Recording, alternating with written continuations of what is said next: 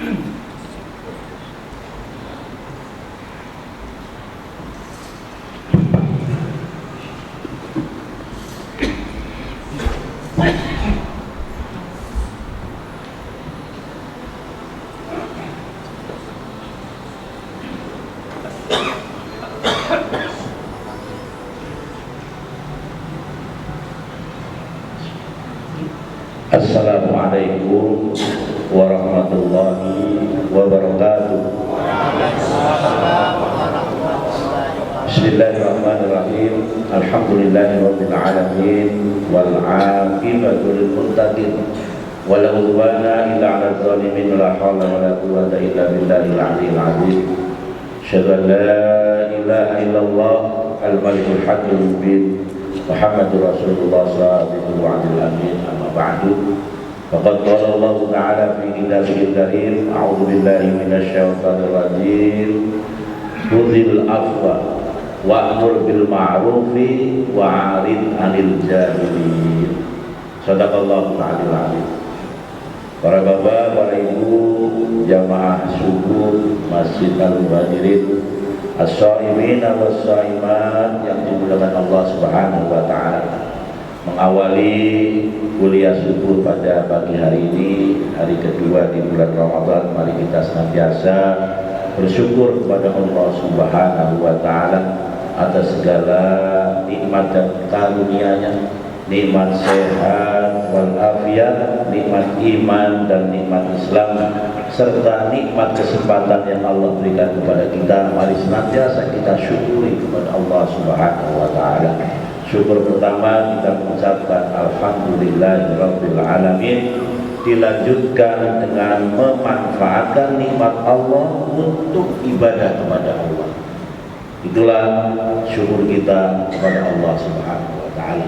Salawat dan salam kita sampaikan kepada baginda Rasulullah Muhammad sallallahu alaihi wasallam, dan mudah-mudahan kita dapat melanjutkan risalahnya, kita dapat mengikuti apa yang telah beliau contohkan dalam kehidupan di dunia ini, sehingga kelak nanti kita akan ditempatkan di tempat yang sama dengan baginda Rasulullah di akhirat, tidak lain tempat yang sudah disediakan Allah Subhanahu wa taala adalah surga Jannatul Naim. Amin ya rabbal alamin.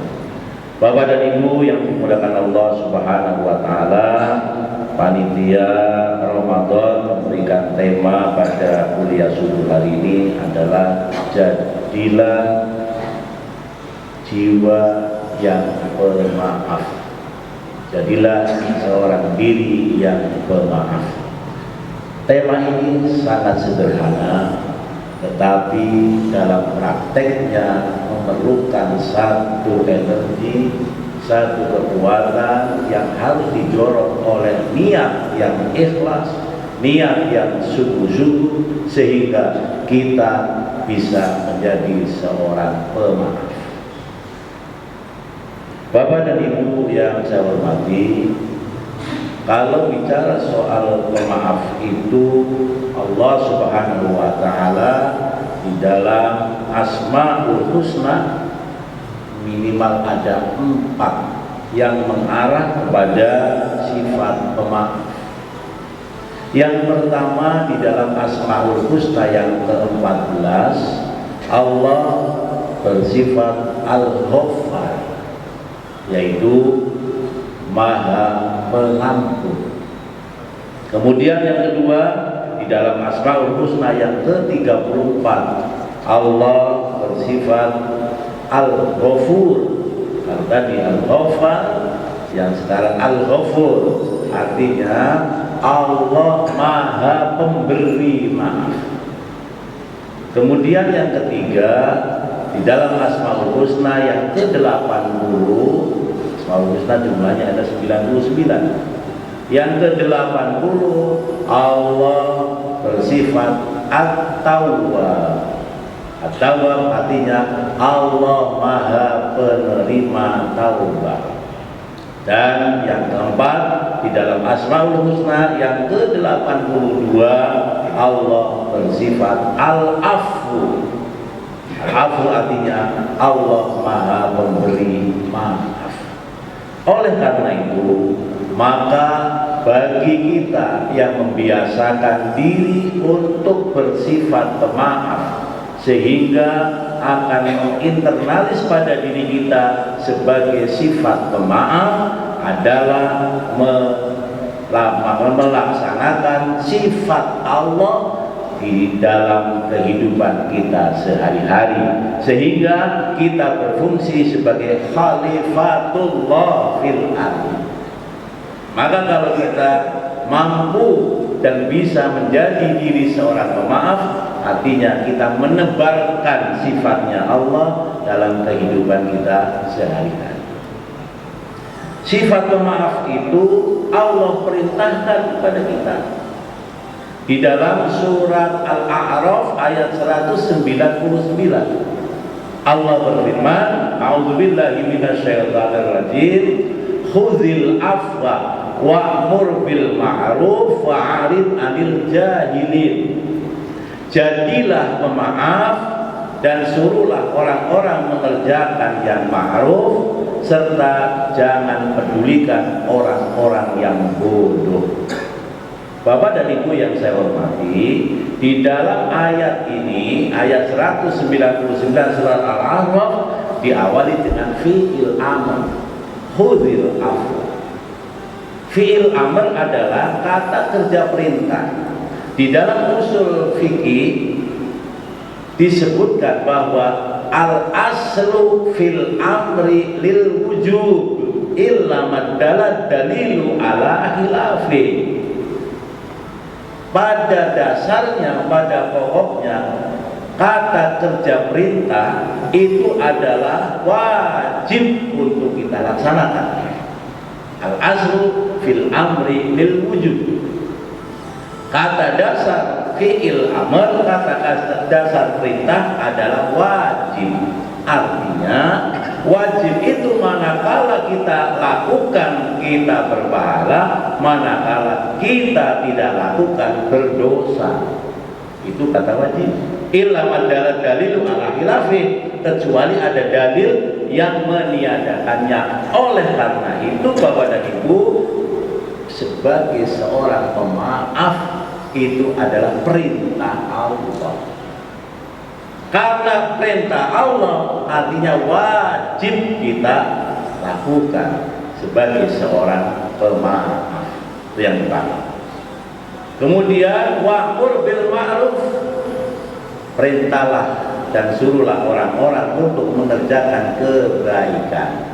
Wa'arid 'anil jahilin, dan jangan pedulikan orang-orang bodoh. Orang-orang bodoh itu artinya orang-orang yang tidak beriman kepada Allah. Karena pada zaman sebelum datang Islam, orang itu disebut zaman jahiliyah. Artinya zaman di mana orang itu belum iman.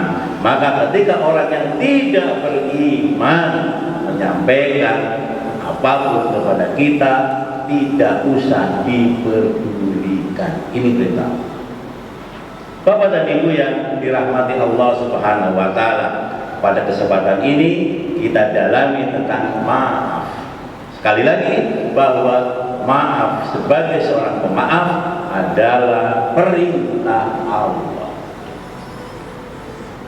Bapak dan Ibu yang dimuliakan Allah Subhanahu wa taala, Allah memerintahkan kepada kita tidak hanya perintah, tetapi Allah menyediakan fasilitas.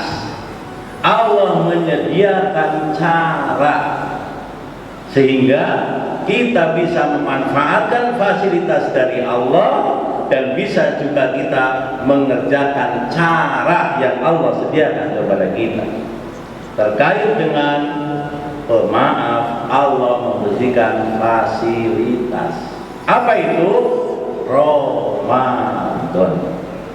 Inilah fasilitas yang Allah berikan kepada kita untuk melatih diri kita agar kita menjadi orang-orang yang pemaaf. Bapak dan Ibu yang saya hormati, selalu saya ingatkan bahwa hidup di dunia ini tujuannya adalah satu, yaitu takwa kepada Allah.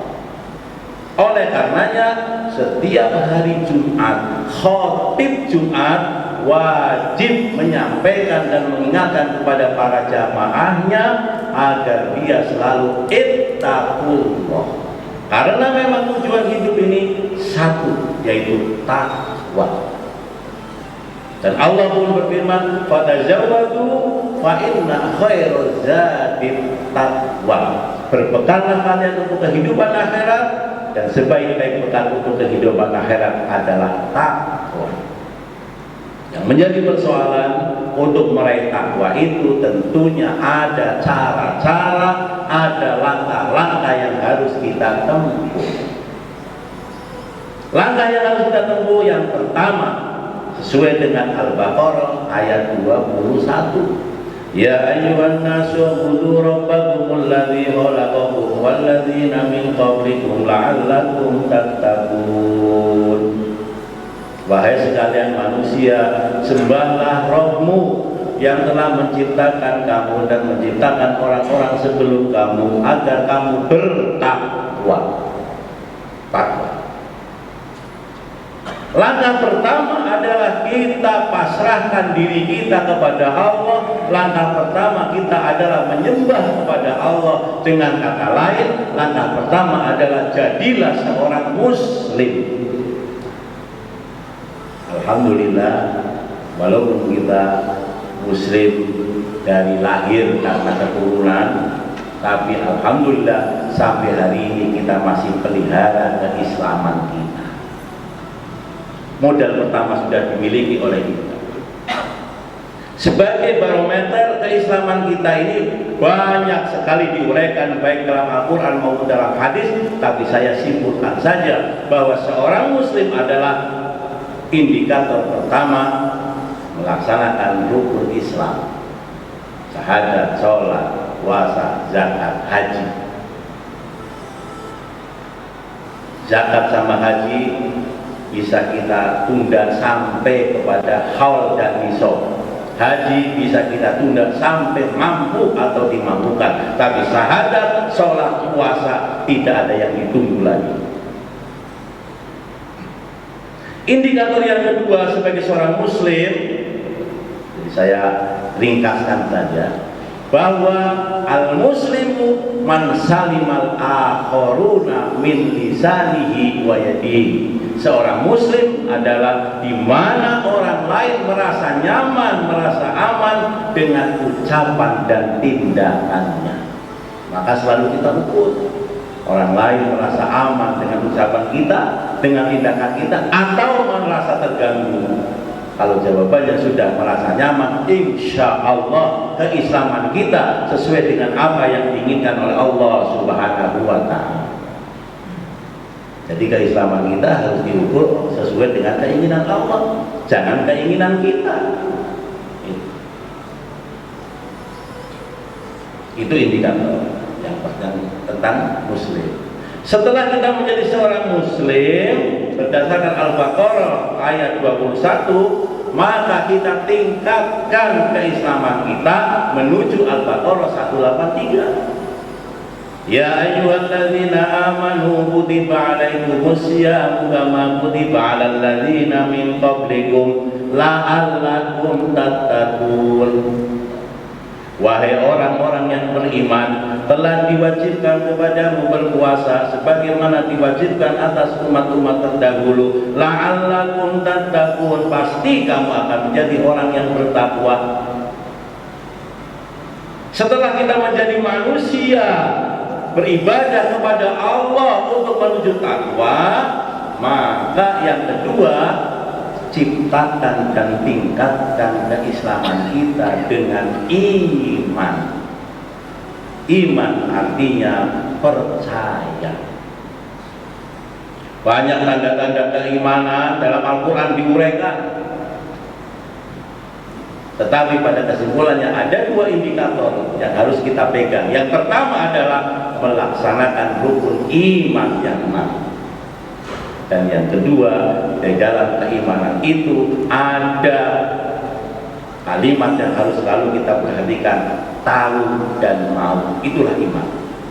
Artinya iman itu kita harus tahu hal-hal yang baik dan mau melaksanakan hal-hal yang baik, dan tahu hal-hal yang buruk serta mau meninggalkan hal-hal yang buruk.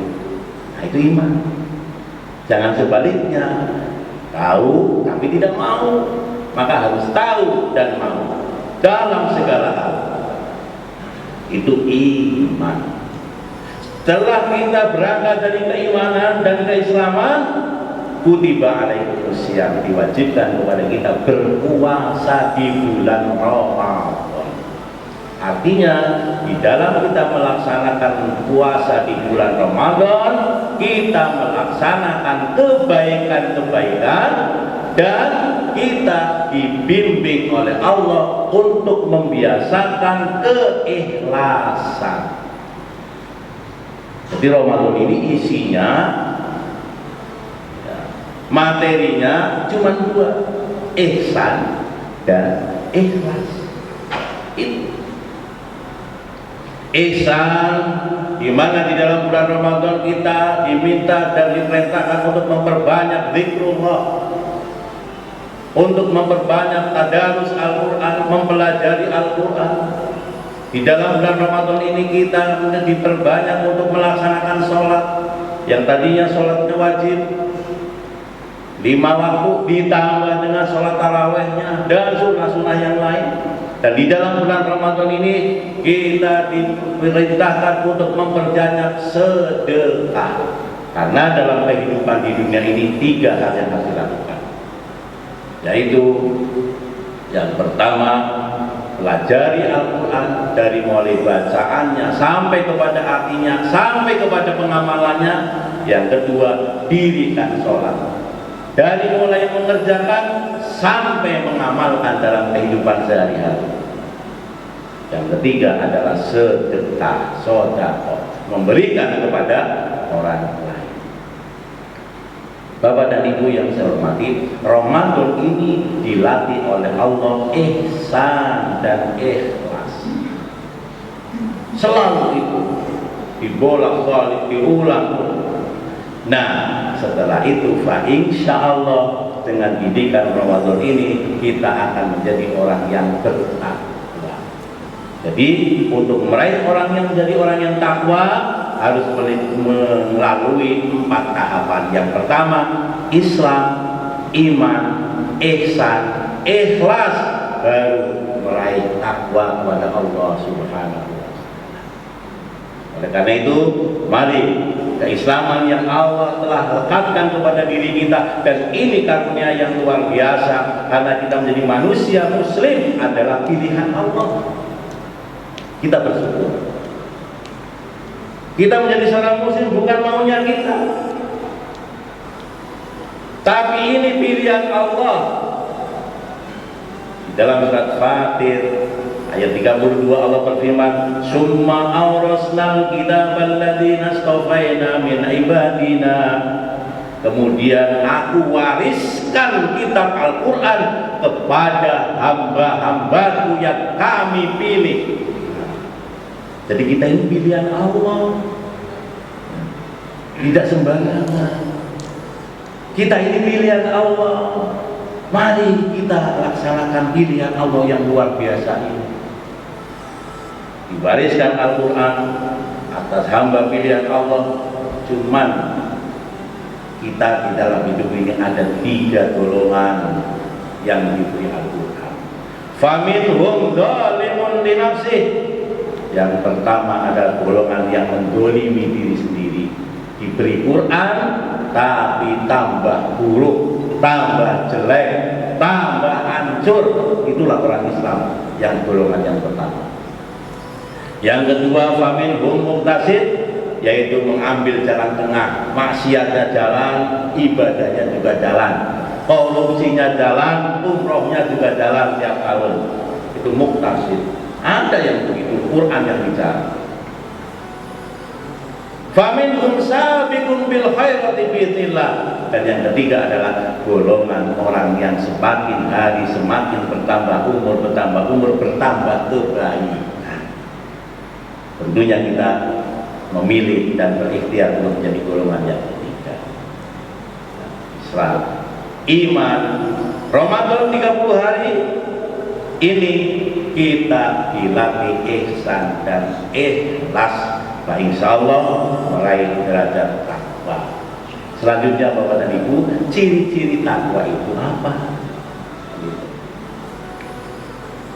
Ciri-ciri takwa itu karena di definisinya itu tidak dijelaskan di dalam Al-Quran maupun dalam hadis, tetapi para ulama akhirnya mengambil kesimpulan. Apa kesimpulan? At-taqwa al-imtisalu awamirillah wajtinabu nawahi. Takwa itu adalah melaksanakan perintah-perintah Allah dan meninggalkan larangan-larangan Allah. Itu kesimpulannya para ulama. Tetapi di dalam salah satu ayat Al-Quran dikatakan ciri-ciri orang yang bertakwa adalah wa'iddat lil muttaqin alladzina yunfiquna fis sarra'i wad dharra. Yang pertama, ciri orang yang bertakwa itu adalah orang yang selalu berinfak baik dalam keadaan lapang maupun dalam keadaan sempit. Karena di dalam bulan Ramadan sudah dilatih setiap hari, maka latihan setiap hari ini dipraktekkan 11 bulan berikutnya selalu berinfak dan bersedekah baik dalam keadaan lapang dan dalam keadaan sempit. Ini ciri orang yang bertakwa, orang yang bertakwa yang benar. Yang kedua, ciri orang yang bertakwa itu adalah wal kadiminal ghaib, yaitu menahan amarah. Menahan amarah. Kenapa? Karena dalam kehidupan ini di sekitar kita, di lingkungan kita itu cenderung untuk mengganggu dan menggoda kita untuk marah. Dari mulai orang yang dekat dengan kita, istri kita, anak kita, tetangga kita, sekitar kita lebih cenderung beraktivitas yang membuat kita kadang marah. Gak usah jauh-jauh, di dalam rumah kita, suami sama istri, istri sama suami ya. Itu sering. Makanya ketika para sahabat bertanya kepada Rasulullah, ya Rasulullah, berikan kepadaku nasihat yang akan bisa jadikan bekal untuk hidup. Rasulullah menjawab dengan 2 kata, diulang 3 kali. La tagdob, la tagdob, la tagdob. Jangan marah, jangan marah, jangan marah. 3 kali. Ini maknanya memang di dalam kita menahan amarah, di dalam kita bersabar, itu bagian dari ciri orang yang bertakwa.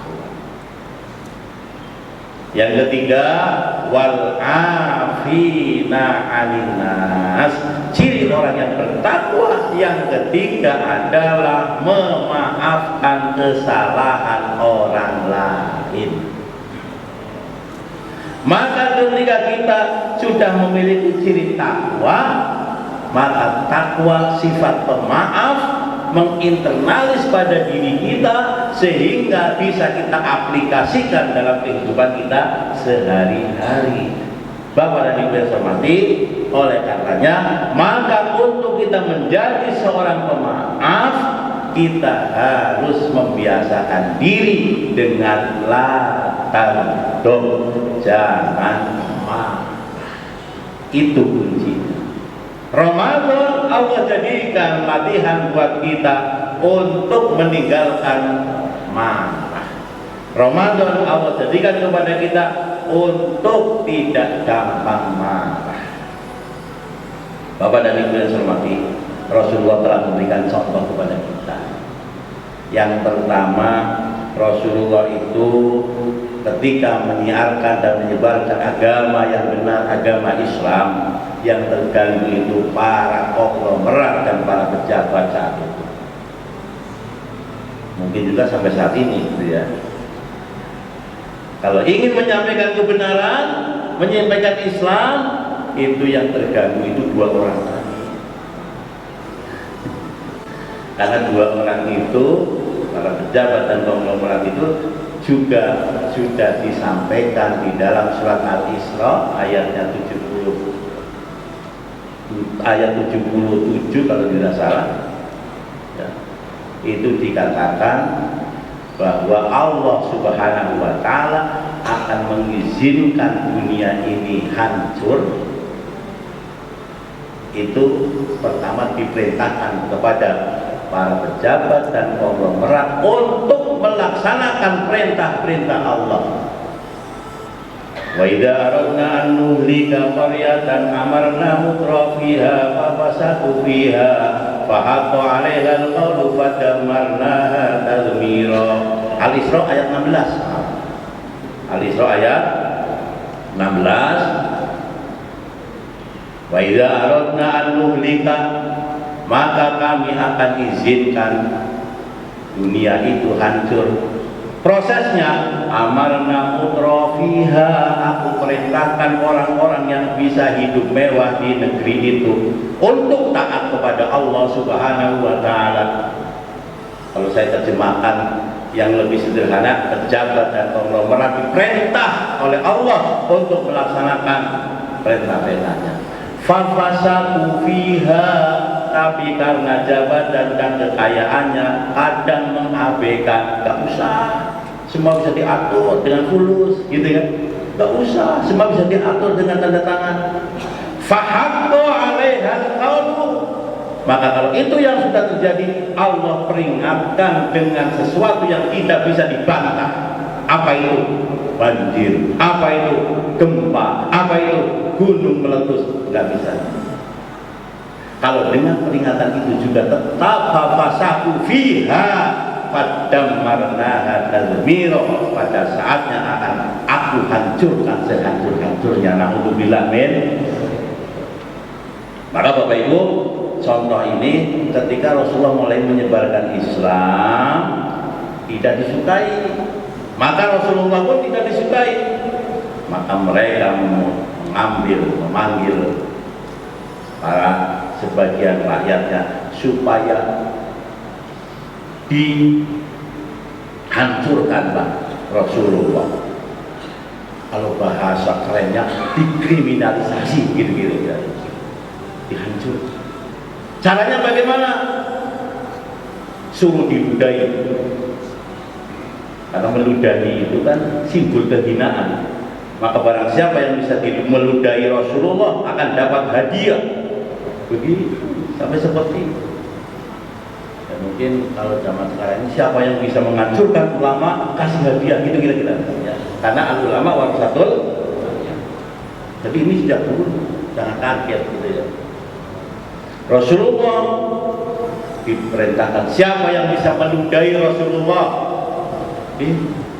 maka akan diberi hadiah. Sehingga ada seorang kafir di antara mereka, ketika Rasulullah selesai sholat subuh ditunggu, kemudian setelah subuh dipanggil, ya Muhammad, setelah nengok diludahi. Masya Allah. Coba bayangkan kalau ada orang ludahin kita, apa yang terjadi? Merasa terhina. Jangankan ludahinya di muka kita, ludahin nggak pakai muka kita, cuma nengok aja itu menghina, kita merasa terhina. Di Rasulullah diludahi mukanya. Maka sepulang dari masjid selesai sholat subuh, apakah Rasulullah marah? Tidak marah. Sampai di rumah dicuci kembali. Hari esoknya pun demikian. Mungkin hadiahnya kalau hari kedua tambah gede lagi. Rasulullah begitu pulang sholat subuh mau ke rumah dipanggil lagi, diludahin lagi. Masuk. Ini contoh yang Rasulullah berikan kepada kita. Sampai 3 hari diludahi. Begitu hari keempat Rasulullah pulang sholat subuh, begitu beliau lewat di tempat yang sama, nggak ada ludah yang datang ke mukanya. Rasulullah menunggu mana yang biasa ludahin. Kalau kita diludahi, kita gebuk sendiri kan. Ini Rasulullah 3 hari diludahi. Begitu hari keempat nggak ada ludah lagi yang, maka Rasulullah mencari tahu di mana orang yang meludahi itu. Maka diinformasikan bahwa orang yang meludahi itu dalam keadaan sakit. Insya Allah yang meludahi dari Rasulullah, ya kan? Kalau orang penyakit itu lama ya begitu sama. Ketika tidak datang karena sakit, Rasulullah habis sholat subuh sampai di rumah tanya kepada istrinya, adakah gandum atau adakah kurma atau adakah roti? Wahai Aisyah, mau kemana? Mau nengokin orang yang sakit. Masya Allah. Saya bayangkan 3 hari diludahi, hari keempat yang ludahin sakit, tidak ada dendam sama sekali bagi Rasulullah SAW. Akhirnya bawalah dia oleh-oleh datang. Ketika tetap itu, assalamualaikum, waalaikumsalam. Siapa yang di luar? Saya Muhammad. Lu yang sakit kamu gemeteran. Dikira mau balas dendam. Ternyata Rasulullah setelah masuk dia doakan, Allahumma rabban nas adhibil ba'sa isfi anta syafi la sifaa sifa illa sifauka sifaan la yughadiru saqama. Nah, itu doa orang yang mungkin orang sakit. Allahumma rabban nas, ya Allah Tuhan sekalian manusia, adhibil ba'sa, hilangkan rasa sakit, isfi anta syafi, sembuhkan ya Allah karena Engkau Maha Penyembuh. La sifaa illa sifauka, tidak ada penyembuhan kecuali dari penyembuhanmu. Sifaan la yughadiru saqaman, sakit yang tidak punya efek sampingan, sembuh yang tidak punya efek sampingan. Itu doanya. Karena biasanya orang sakit ini diobatin, ini sembuh, nempelin, kan gitu ya. Maka kalau kita berdoa, itulah cara Rasulullah mendoa. Kita didoakan sembuh. Tentunya setelah sembuh, maka dengan sifat pemaaf Rasulullah, dia akhirnya bersahadat masuk agama Islam. Itulah sifat pemaaf yang dicontohkan oleh baginda Rasulullah SAW. Yang kedua yang Rasulullah contohkan lagi diantaranya adalah beliau menyuapi orang buta yang miskin di tengah pasar. Rupanya Rasulullah setiap hari itu nyuapin makan penuh dengan kelembutan, dan si orang buta ini ketika disuapin jelek-jelekin Rasulullah. Jadi sekalian disuapin oleh baginda Rasulullah, dia ngoceh tentang Nabi Muhammad, dijelek-jelekin. Tapi Rasulullah, coba kalau kita lagi nyuapin kemudian dijelek-jelekin kita, apa yang kita lakukan? Wah, konyolin aja kan kira-kira ya. Tapi yang dicontohkan oleh Rasulullah, dia suapin dengan penuh kecintaan, dengan penuh kasih sayang, dengan penuh kelembutan. Buktinya ketika Rasulullah telah wafat, Abu Bakar bertanya kepada putrinya Siti Aisyah, apa perbuatan Rasulullah yang belum saya lakukan? Maka Aisyah menyampaikan, wahai ayahku, perbuatan baginda Rasulullah yang belum engkau lakukan adalah nyuapin orang yang ada di pojokan pasar itu, orang buta itu. Maka Abu Bakar lakukan, dia suapin. Ketika disuapin, orang itu menolak suapannya dengan kata, ini bukan orang yang biasa nyuapin, ini bukan orang yang biasa nyuapin. Kata Abu Bakar, memang betul, saya bukan yang biasa kamu nyuapin. Yang biasa kamu nyuapin adalah Rasulullah Muhammad SAW. Maka orang buta ini menyampaikan bahwa ketika Rasulullah menyuapin, padahal saya disuapin, saya juga menghina, mengecek, menjelek-jelekan baginda Rasulullah, tapi suapannya penuh dengan kehalusan, penuh dengan kehangatan. Masya Allah. Ini yang dicontohkan oleh baginda Rasulullah Sallallahu Alaihi Wasallam. Oleh karena itu Bapak dan Ibu yang saya hormati, sebagai kesimpulan, mari kita manfaatkan Ramadan ini untuk menjadikan dan melatih diri kita sebagai seorang pemaaf. Untuk menjadi seorang pemaaf adalah tentunya kita harus diawali dan dilatih dengan memiliki jiwa yang ikhlas. Jiwa yang ikhlas itulah mudah-mudahan akan melahirkan kita menjadi orang-orang yang pemaaf. Jiwa yang ikhlas itulah disertai dengan kesabaran, maka kesabaran itu akan melahirkan kita sebagai orang yang pemaaf. Kesabaran yang kita akan latih tentunya diawali dengan hilangkan rasa marah, sebagaimana yang disabdakan oleh Rasulullah, yang dinasihatkan oleh Rasulullah kepada para sahabatnya, la taghdab, la taghdab, la taghdab. 30 hari kita berlatih jangan marah, 30 hari kita berlatih untuk ikhlas. Insya Allah kita semuanya akan menjadi orang pemaaf. Oleh karena itu, ini baru hari kedua kita latihan. Kalau kita pengen latihan ikhlas, latih terus minimal 21 hari berturut-turut. Ini cara ilmu pelatihan. Kalau ingin melatih kita berturut-turut 21 hari, insya Allah jadi kebiasaan. Contoh, Bapak Ibu pengen sholat subuhnya selalu berjamaah, Ramadan ini dimanfaatkan 21 hari berturut-turut, jangan putus berjamaahnya. Insya Allah hari ke-22 dan seterusnya kita akan sholat subuhnya berjamaah terus. Kalau putus di tengah jalan, pulang dari awal lagi. Itu cara melatih diri. Makanya Ramadan dilatihnya oleh Allah, diberikan hadiahnya bertahap. Tanggal 1 sampai tanggal 10 hadiahnya apa? Awaluhu rahmah, ya kan? Dikasihnya rahmah. 11 sampai 20 hadiahnya apa? Maghfirah. Begitu 21 sampai 30 hadiahnya apa? Itun minanar, dibebaskan dari siksa api neraka.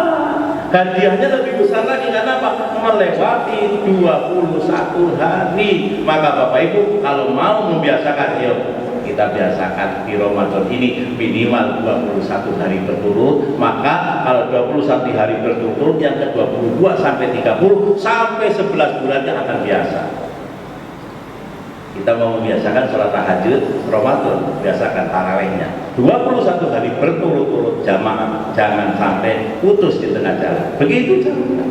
Kalau kita ingin ahli sedekah, sedekahkan di bulan Ramadan ini berturut-turut 21 hari, tidak usah lihat besar kecilnya. Itu cara melatih kita. Makanya Ramadan itu oleh Allah disiapkan 30 hari supaya melewati 21 hari. Yuk kita coba. Saya sudah praktekkan, alhamdulillah banyak hasilnya. Orang yang banyak nasihat, minta nasihat sama saya kasih tahu syaratnya satu: sholat subuh berjamaah dengan saya 21 hari berturut-turut, baru saya kasih nasihat. Yang bisa 21 nasihat gampang masuk, tapi kalau nggak lewat 21 nasihatnya susah masuk. Contoh itu yang sudah saya praktekkan. Oleh karena itu mari Ramadan yang baru 2 hari ini, mari kita manfaatkan sehingga nanti selesai Ramadan kita sudah terbiasa melaksanakan apa yang ada di bulan Ramadan. Kebiasaan itu ada 3. Yang pertama membaca Al-Quran, yang kedua sholat, yang ketiga sedekah. Yuk 3 hal itu saja kita biasakan dulu di dalam Ramadan ini. Mudah-mudahan nanti kita akan lahir menjadi manusia-manusia muttaqin. Salah satu ciri orang yang bertakwa adalah menjadi orang yang memberikan maaf. Amin ya rabbal alamin. Billahi taufiq wal hidayah. Wassalamualaikum warahmatullahi wabarakatuh. Amin.